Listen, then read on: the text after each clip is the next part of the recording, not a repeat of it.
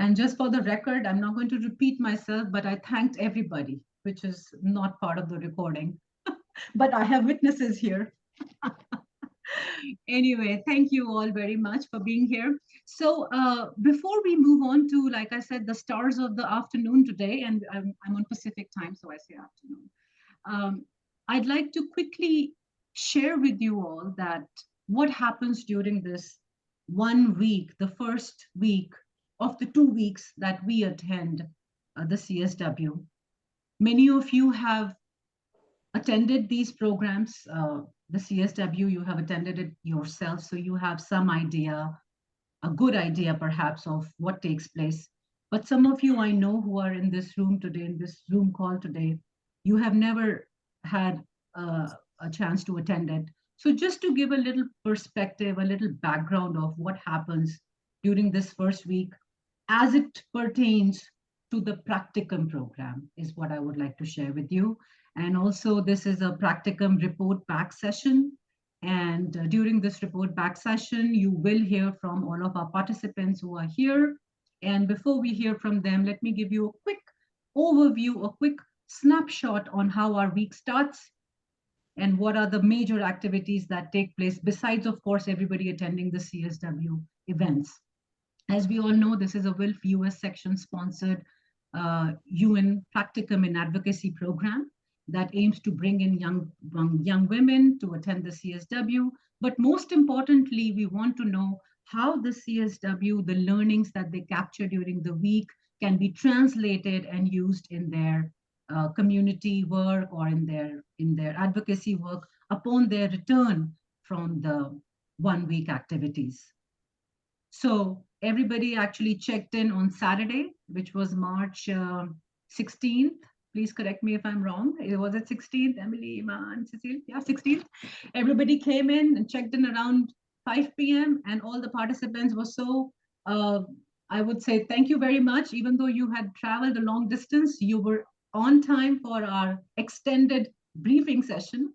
Our briefing session in the evening of 16th Saturday took place, and we shared amongst each other what the CSW activities are going to be like.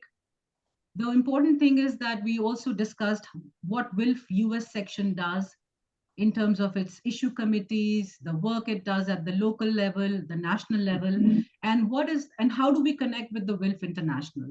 So this was like a briefing for our new members to understand where WILPF US stands vis-a-vis this program that they attended.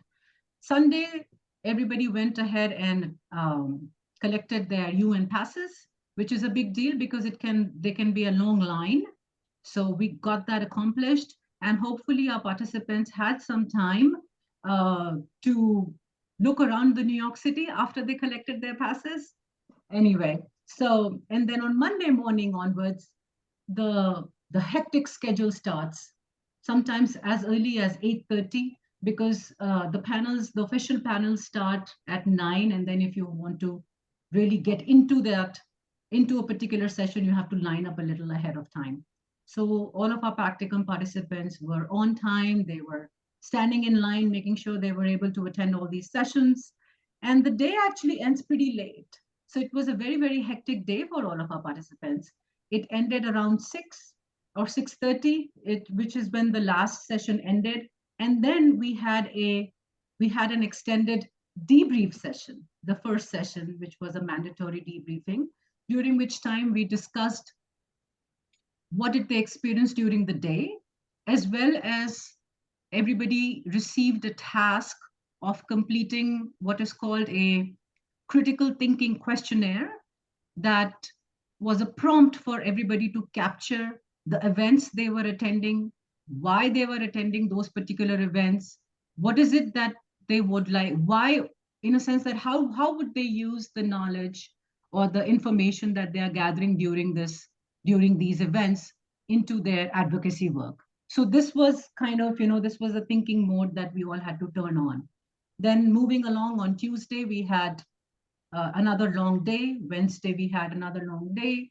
Some of the evenings also, for instance, on Tuesday and Wednesday, it allowed our participants to have what you can say an evening time to network with other activists who were there in the evening. So that was a good opportunity for them to do that.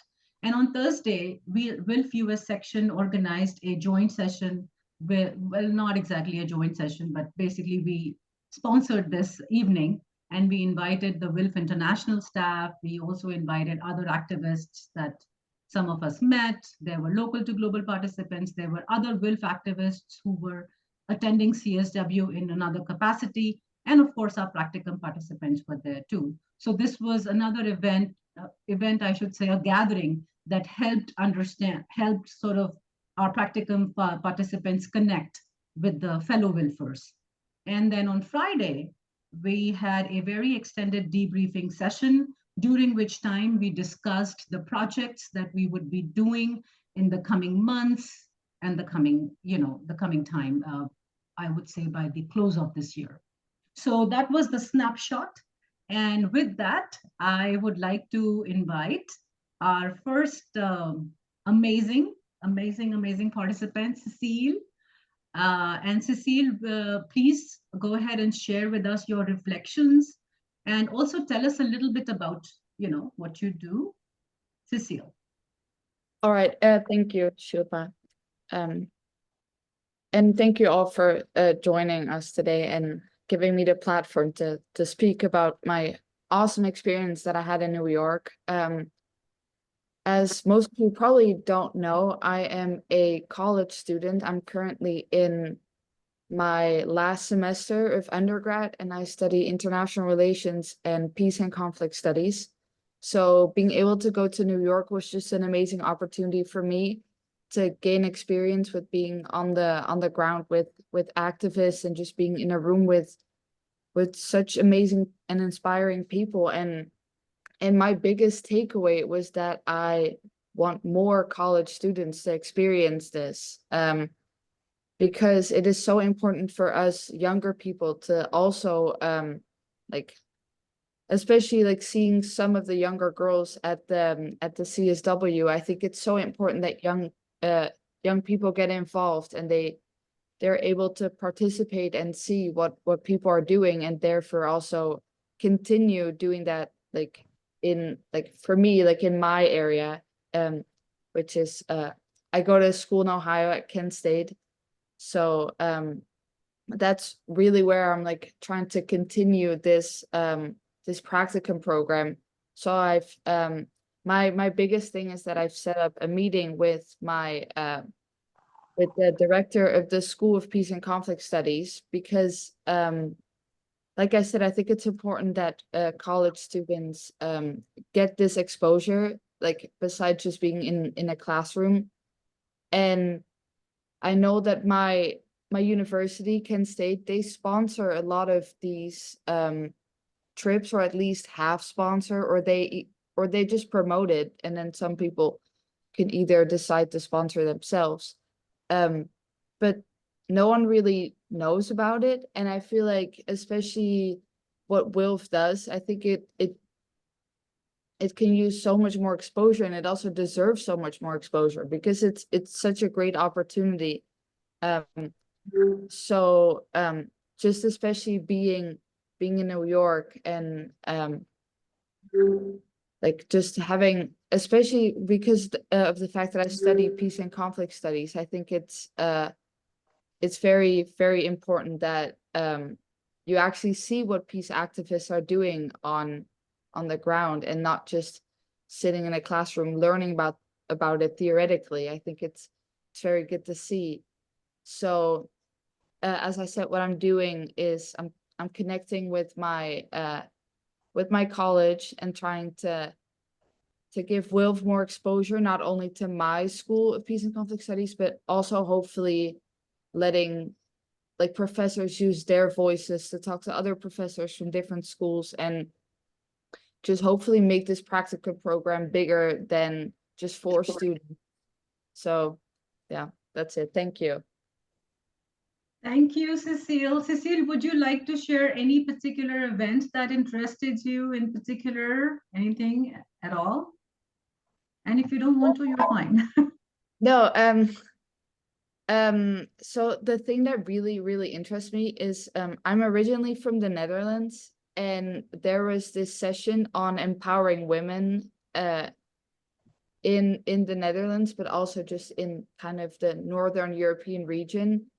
And I thought that was so interesting because we, as like Northern European countries, kind of claim that we're already so far ahead of the curve, and we're like, I guess we are leaders when it comes to like women and like girl inclusion, but we're not there yet. And I thought it was so interesting to see how much we still need to do, but also how much comes from what I can do, and how much even small things like language, or just like we talked a lot about inclusion in schools, and especially looking back at maybe like middle school or like high school, how much I could have done to like include like people more. And I think it's good because the Minister of Education was there from the Netherlands, and he was saying how it all starts in like in school, and how you treat people, and it kind of goes on like that. And I thought that was very interesting because he actually, the the thing that I liked about the CSW, but also a thing that I didn't like, was that most of the like either government organizations or the big organizations, they just said basic things like, yeah, we need education, we need inclusion. And it's like, yeah, we know that's been, we've known that for a few years, but how are we gonna get there?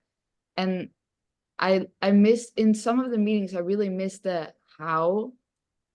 And I thought that meeting actually, like the minister very much elaborated on how we should get there, and acknowledged the fact that that there's so much more we can do, and not just saying that we need to do it, but more in the sense how we need to do it. And I think those meetings are definitely like the most important ones, because UNICEF can talk about how we need education for girls, but how are we gonna get there? So I think that's very, very important.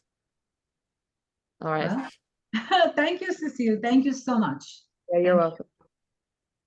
welcome. Okay, I would like to call, I know I see a hand, but we will get to all the hands maybe much later in the end, perhaps. Oh, I see a heart now. Okay. So our next participant is Emily Davis. Emily is awesome. Emily, please share. We're so glad that you could be one of our participants. Emily. Thank you so much. I felt like I barely qualified in the young category because I'm 48. I'm a professor at the University of Delaware. So I think I felt especially lucky that I was able to get into this program. It's something I'd wanted to do forever. I've done quite a bit of research about the UN and have kind of a whole range of, thank you, Janine, a whole range of mixed feelings about sort of the efficacy of the UN, but there's a difference between writing and also watching some of these processes on the ground. And that was just really, really interesting for me, even in this kind of public place where maybe this is not where a lot of the real work is getting done, but you're seeing this sort of public performance. It still felt different than kind of writing just from the outside. So I've been trying to distill a little bit all my impressions from that whirlwind experience, which was so amazing. And thank you again to Will for making that happen. But this is, so this is my a few weeks on, I guess, version that I was gonna share a little bit. And at this point, I think my overall takeaway is just a more realistic sense, maybe, of how things move through the UN system, who the actors are, what kinds of arguments people are making in civil society organizations for governments to hear, what kinds of arguments get heard and what don't get heard. And then, and how long things take, which I certainly had a sense of before, but but who is being brought together, what kinds of arguments people are using and have to use, and then what the timeline is, what the process is of getting things done. So I thought I would use the test case of one of the sessions that I went to, which was it was sponsored by the International Labor Organization and the Permanent Mission of Mexico.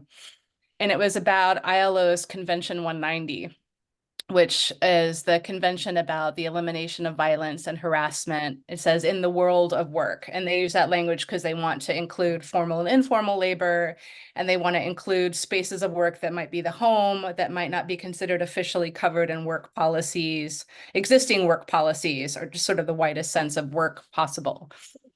So this session was commemorating the soon to be 5th anniversary of this ILO convention, which I didn't know about. And the participants were a government delegate from Mexico, a union rep from South Africa, and then there were reps from the ILO and Human Rights Watch. And there was one other government representative from Central Africa. And the basic idea that they were talking about was that this had been a big advance in terms of women's workplace rights because it brought together sexual harassment law and workplace safety law, sort of the OSHA purview things for the first time in international regulation that was thinking through a sort of gendered lens. And there are 39 countries who've adopted, and then there are several more who are in the process of adopting. You don't even have to bother in Google if the United States has adopted or not, because the answer is, of course, not no. But I was interested in how, so this is 5 years on, and there was some discussion of how long this process had taken to get to the convention. But then also the most interesting speaker was this longtime union organizer from South Africa who was really focused on implementation. And I agree with Cecile that for me was the thing I kept wanting to hear. It's fine, you make conventions, fine, you make UN resolutions. Who's in charge of implementation on the ground? Who monitors? That was something that I was really interested in the whole time. And so she was talking about the need for special people to report to, where women could come and report workplace harassment and not fear retaliation. They can report it to their boss.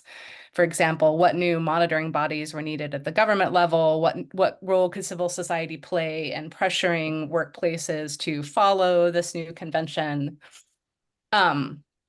This was also the reason I had gone to this session is that there was a big focus on financial issues in general, right? And women's work and compensation for work and pay equity, work equity at the CSW this year. And I'd already gone to a panel on unpaid care labor, and there were several sessions this year at the CSW on unpaid care labor. And this kind of leads me to the next point about what kind of arguments work, because everyone was saying that you had to have data on what the contribution of that unpaid labor would actually be if you included it in the GDP, what hours are lost to women's, especially unpaid care labor, what would the GDP look like if you included that? How can you make the economic argument to governments that they are that by not valuing and paying for care, it's costing governments. And so this kind of like bald financial argument, I was quickly realizing is one of the arguments that people have to make all the time. And as an activist and as an academic, I'm not usually thinking in terms of what are the arguments people will listen to, in the government. But that became really clear really fast. And then the other thing that came up all the time was how much you had to have the data. You had to have the sex-specific data about women's work, whether it's unpaid labor or harassment statistics or whatever. And the researcher in me was like, oh, this is a huge issue. People talked constantly about the data they needed to make their case to government representatives. So so for me, this was interesting, just watching the process of this one convention. So it was a very concrete example. This one convention had gone into place, had been adopted by a certain number of countries, and this was how it was looking now. The message from the government reps was all very positive, and then the South African Union rep who was on the panel was much more on the ground realistic about how implementation was really going. So just I felt like that snapshot was very CSW to me, like the very public, best case, best face forward version, the activist version, civil society sort of checking each other, Human Rights Watch and the ILO there as sort of compatriots and co-participants in the process. So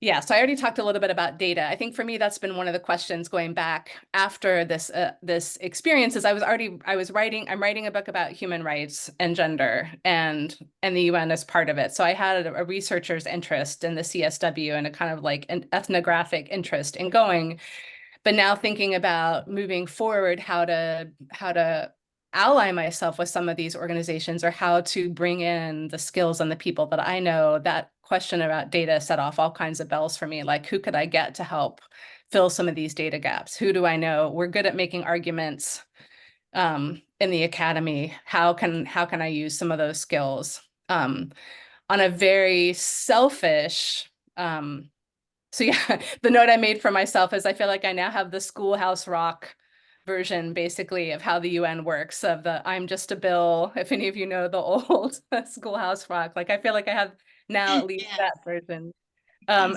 the UN, how things work through the UN CSW. So so that sort of just in terms of what I learned.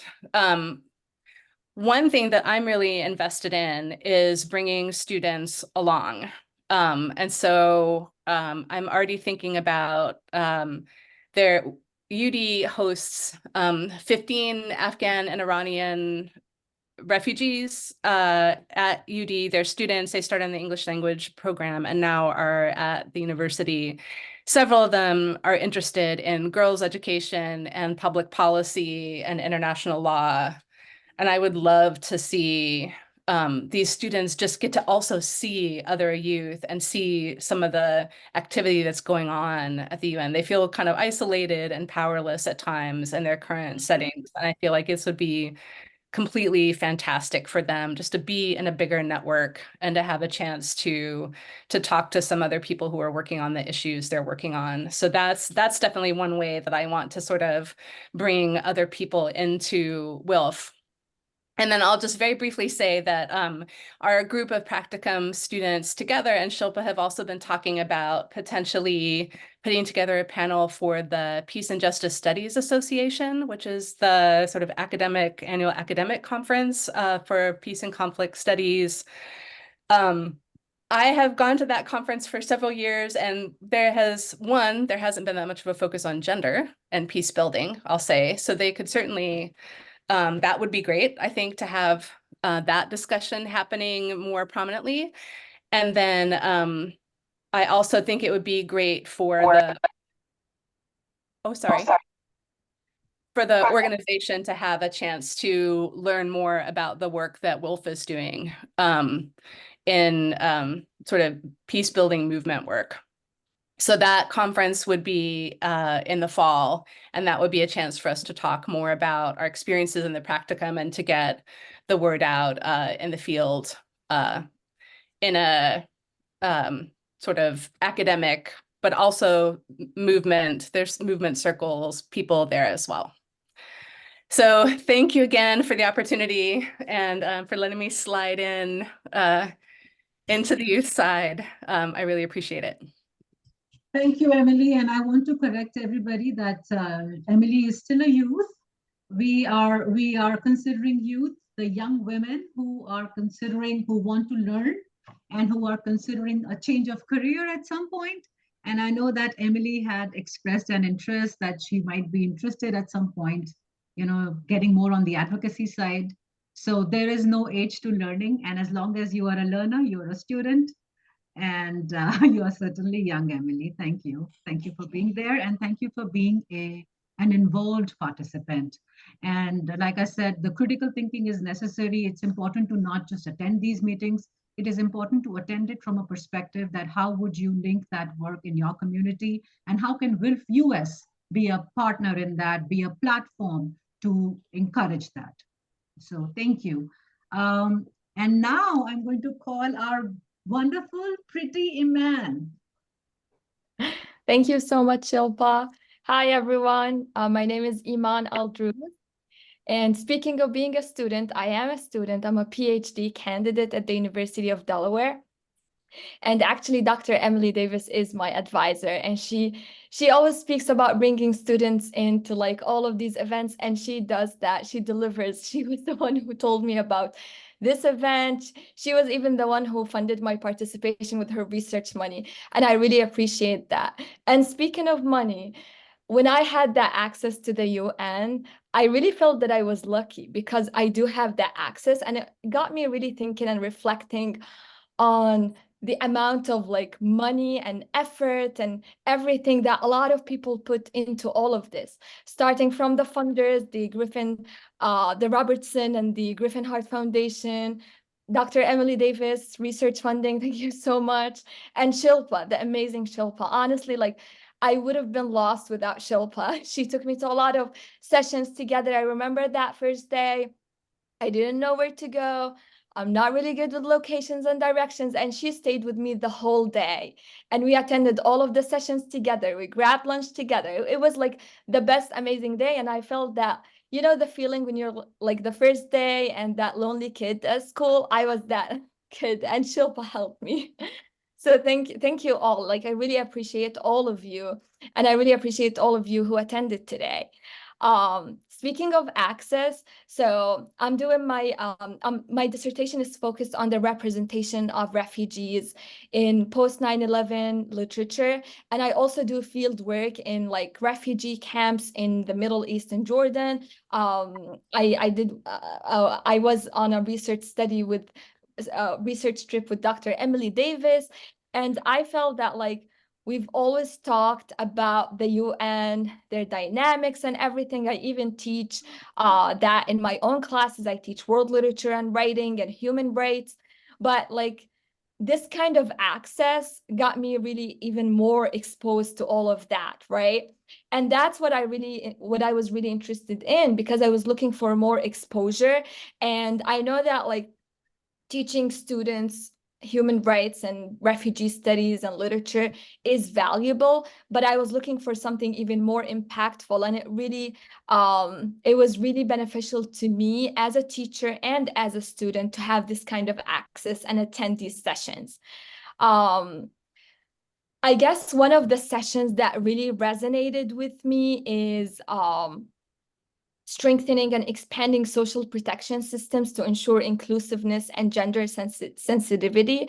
And that was at the permanent mission of the Republic of Kazakhstan to the UN. And it was so interesting because it was one of the very few sessions where like I felt they were very transparent with the data and with the shortcomings as well. And they talked about their approach. And when I read the concept note PDF attached, it reads, and I'm reading, since gaining independence, Kazakhstan has ratified all main UN documents and declarations on human rights, including on issues of social protection and social security. And this is very interesting because for me, like, Kazakhstan is like a very peaceful country. Like I don't read a lot of like news about Kazakhstan or like stuff going on there, right? But they're really interested in women and girls, and for that they even revised their budget, and now they have fixed income to support women and girls, specifically in rural areas. And I was so impressed by this kind of specificity, because their approach, as they discussed, it was not global to local. So they did not use the UN approach and try to just apply in Kazakhstan. It was actually the opposite. They started local and then they revised UN policies accordingly, according to their own population. And that's so interesting. And it got me really thinking about what are the other approaches that other countries need to adapt, right? Sorry. And for me, that was a very strategic move, because it means that this is not just temporary kind of assistance, it is consistent support for women and girls, which I find to be very forward-thinking and example of sustainable policies. That's one thing. Yeah, so that was like one of the main sessions that I was really interested in. There was another session, and it was Iran and Qatar, and talking about data and the inclusion of women and girls and stuff like that. And this one got me thinking about data, just like what Dr. Emily Davis said. Data was a term that was like echoed in a lot of these sessions, because they always need data, and there are some of these very remote areas where like UN workers cannot go there to collect data. So they really rely on civil society organizations to collect data. And that's where I felt also WILPF is present, and other organizations as well. Also, like, honestly, one of the main takeaways that when I was driving back home, I keep thinking about all these professional development events that I attend as a teacher at the university. And we talk a lot about diversity, equity, and inclusion, right? And you know that metaphor, like the table metaphor. If it's diversity, equity, and inclusion, then you need to have a seat at the table. But from what I saw, it's not about having that seat at the table, right? Like, you need to be heard, you need to be acknowledged and recognized to really feel that this place is diverse and equitable and inclusive. And I was really impressed, because some of those sessions were actually led by girls. I know I'm talking about like high school students, and that was amazing. One of which was like the UNICEF session. But still, like, it was an amazing kind of experience, because of this access that I never had, and I never thought that I will be actually attending these kind of sessions where like I'm listening to decision makers talking about all these things. And I had a lot of interesting conversations, because, you know, like, I'm really like, my work is at the intersection of like human rights, refugee studies, but I was never able to talk about my research with people who are not necessarily in the academic realm. And it was interesting, because I had all of these conversations with professionals and volunteers and high schoolers. And it got me thinking about different ways, like, how can I really incorporate this into my work, where my work is not necessarily like exclusive to like academia, it's more public facing. And that's why one of the ideas that like I brainstormed with Shilpa and others is so I'm working on a podcast on climate migration. And for that podcast, I talk about this urgent issue of like climate migration and climate-induced migration on a global scale. And this podcast, with this podcast, I'm trying to situate my research at the crossroads of climate change research, human rights, storytelling, and advocacy.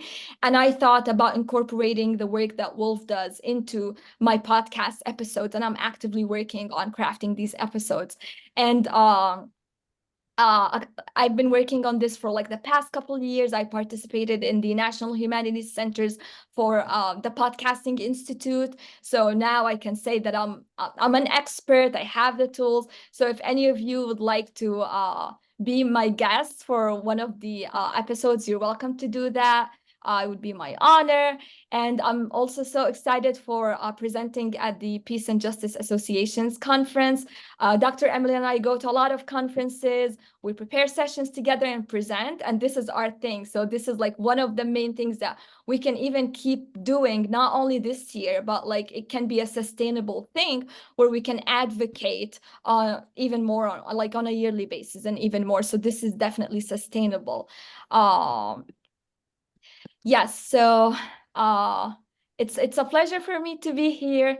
It was amazing, and I'm thankful. I'm really thank you to like everyone who was involved in all of this. Thank you so much.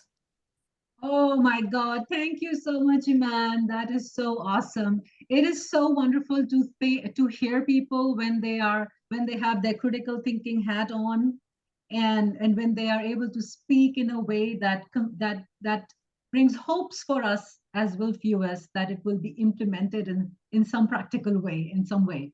And I know that Iman has expressed interest in doing a podcast. She also wants to do an internship with me, and I would be happy to do that, help her with that. And then I know we have so many WILF women.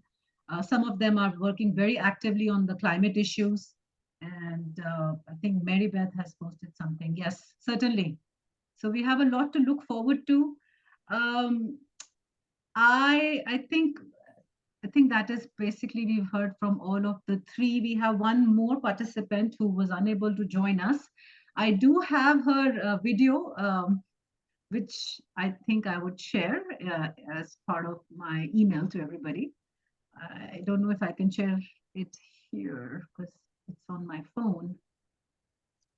So basically that's it. If you have any comments or questions, we have another few minutes. We can deal with that, and then that should close our session, our report back, our practicum report back session for today. Thank you. Anybody else? Okay, so I'm seeing. Can I say something?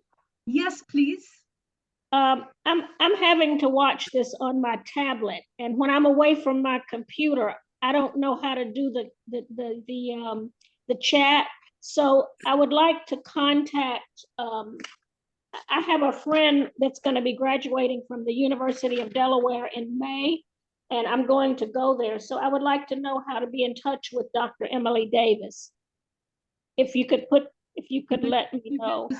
Yes, Emily can put it on the text. Sure. Right.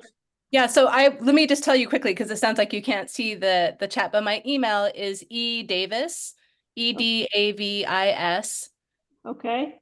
at udel.edu. Oh, okay. I'm kind of lost without my computer and my mouse. I'm sorry. And we have this recording too, Julie. So Okay. Yeah, I want to share this with the person that's graduating in May. I'm planning to be at her graduation. Because of COVID, she missed out on her high school graduation, but now she'll be graduating from the University of Delaware in May. So I want to go there and tell her about WILF. Thank you, Julie, for being here today. I see two hands. I see Robin's hand, and then I see Teresa's hand. So Robin and then Teresa. Yes, hello. So wonderful to hear these reports. And I was there and met some of you at the CSW. I'm wondering, and I'm hearing you will maybe make a workshop or something next fall, but how about at the next CSW? Because what I became aware of is that next year is the 30th anniversary of the Beijing platform, Beijing Declaration and Platform for Action, which was really such a germinal, how to say it, important compilation of women's and gender and peace issues. And I think sometimes peace issues get forgotten. So what I'm hoping is that for the CSW next year, there will be several workshops by International WILF, US WILF, by Practicum students or whatever on, especially on the Beijing statement and the peace issue. Thank you, Robin. That is certainly on our radar. And when we start working back on the CSW later this year, around August, September, we'll start keeping this actively in our mind that we have to put up and we'll also circulate it amongst our other members who might be interested in, putting up a panel. Thank you, Robin. And thank you always for being such an encouraging presence during the CSW. Thank you. Teresa and then Genevieve. Well, thank you, Shilpa. This is amazing. The Practicum group in 2012 was really big, and I'm a little bit concerned that things seems to be cut in half. In 2012, there were 8 of us, who were local to global delegates. And I understand this year there were only 4. So I do want to encourage us to try to get the numbers back up. If it's fundraising or whatever it is that's involved, let's get the numbers back up, because I think we can see what an important experience it is to be at the UN and getting those credentials and all of the things that are involved is pretty amazing. And as many people as possible need to have the opportunity. But Dr. Emily Davis, I was a union organizer for many years, and I worked with 9 to 5, the National Association of Working Women, who eventually formed a union, District 925, and I worked for them and with them for many years. And this issue of the ILO convention that's only 5 years old about women and work is just so important. And I hear that you drop your contact information in the chat because I would love to have you speak possibly in a Zoom about that particular convention about women and work, because childcare workers are some of the lowest paid workers, home care workers, lowest paid workers, and it'll take 200 years for us to get pay equity at the rate we're going.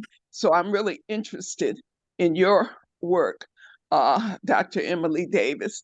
And I say scholar activism is so important. When I think about the scholar activists like Barbara Ramsby, who wrote the book on Ella Baker, and so many scholar activists that I know, I really love scholar activists. They contribute a lot to our liberation.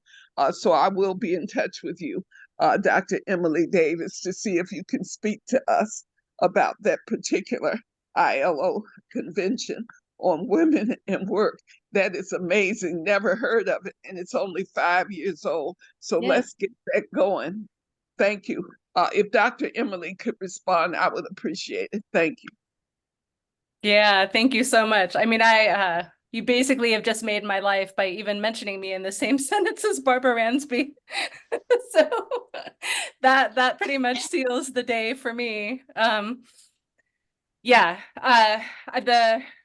Underpaid, certainly underpaid. I was thinking about that, but also unpaid, right? I mean, because that's one of the things with care labor is just the number of unpaid hours that are just missing from all these local all the way to national metrics about work, like just entirely missing from work, right? I mean, I have 2 kids. I can tell you anyone and an aging mom, right? Like any of us, like who's doing the care labor, whether unpaid or really poorly paid, where you can't make a living wage. It's a hugely gendered issue, human rights issue. I will read up more if you want me to come, if you want me to speak on that on C190, because I didn't know that much about it, but I'd be happy to learn more. And I can tell you about some of the work that a group of us have been doing on our campus. We have no subsidized childcare for students up through faculty on our campus, and that's very common at universities. Even ones that have had childcare have gotten rid of it because it's expensive. And so we just finally got a federal childcare grant to start paying for student parents. Otherwise, they're making, like grad students who are making, I don't know, $20,000 a year are paying then $12,000 a year for childcare, at the same time. So so definitely that's something that a bunch of us have been trying to work on locally in our context. Yeah, thank you so much for your comment. Thank you, Emily. Genevieve? Yes, thank you so much. This was a wonderful presentation, and I just wanted to build upon the point that you were making, Dr. Davis, about needing to make your arguments being research-based and the case that people were making at the CSW. And one thing I was wondering if you could speak about, and if the other participants also have insights to share, that would be wonderful. But Cindy Griffin, who is on with the Griffin Hart Foundation, one of their emphasis is on civil conversations and how civil conversations happen. And so I was just wondering if you could touch on that from what you experienced at the CSW. You know, you were making the point about having research-backed arguments and cases, but also how people speak to one another, and also how you all learned about the civil conversation process at the UN.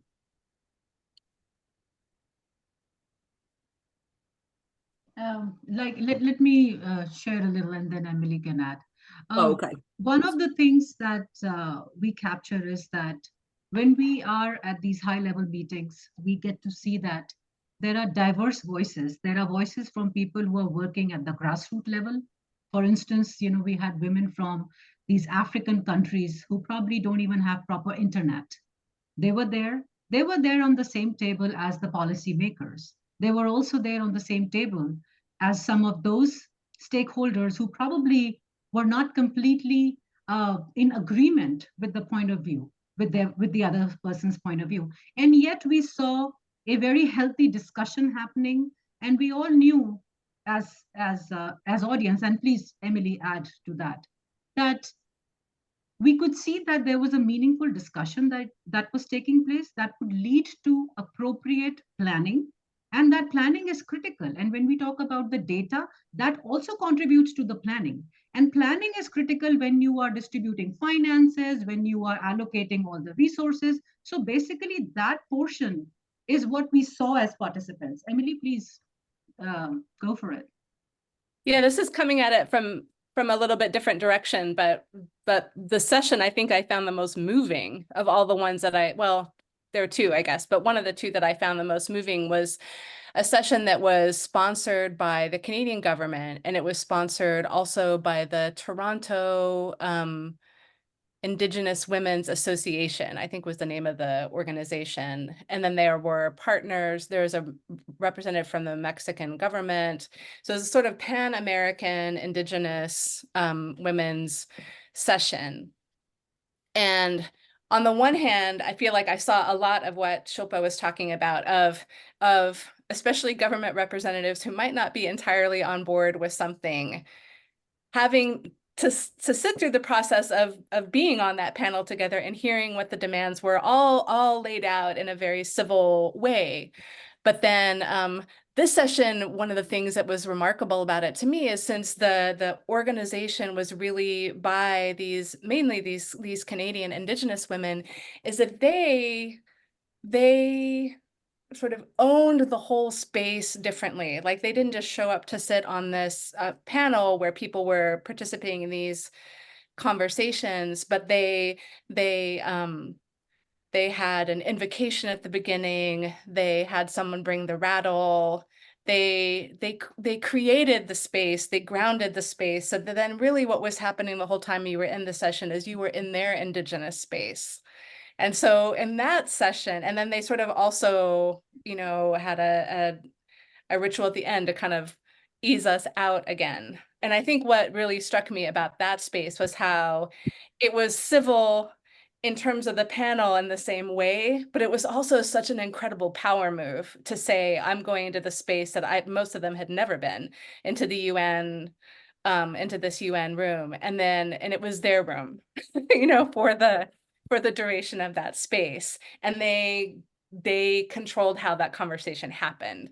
And so, and there was someone who sang in the middle of that session. There were all kinds of things that happened in that session that did not happen in other sessions. And so I feel like there's sort of a sort of standard model of what the civil discussion would look like. And then there was also the way they created something that was equally civil, but also just really powerfully different at the same time. And I hadn't thought about how you could use the space in that way. They were the only ones who did. Mm-hmm. It's interesting to think about the importance of like ritual, or like, you know, just changing the energy, or the singing or the song. Definitely. And yet with all the diversity and with all the differences in the approach, there was a lot of civility. I mean, not a lot, there was total civility and respect for the, you know, diverse opinion. So thank you. Thank you for bringing that up, Genevieve. I see Sheila's hand up, and I think that should be our last hand since we are at the top of the hour. Sheila. Okay, yes. Thank you so much for your presentations. Some of the younger students that spoke, I observed the same thing, and it is a little concerning. I mean, I think it's important that we discuss the issues, but what action steps to achieve the goals? One, even whether we're measuring the goals that were determined back at the Beijing, and where we are in relation to achieving those goals, and the how is like really, I think, extremely important, because I observed the same thing. And in fact, one of these sessions, which was strengthening gender-based violence, it kind of felt like everyone was sharing their stories. And towards the end, after I saw that, I actually had been invited to sit on the panel. And I said, towards the end of the session, so what are the solutions? How do we get there?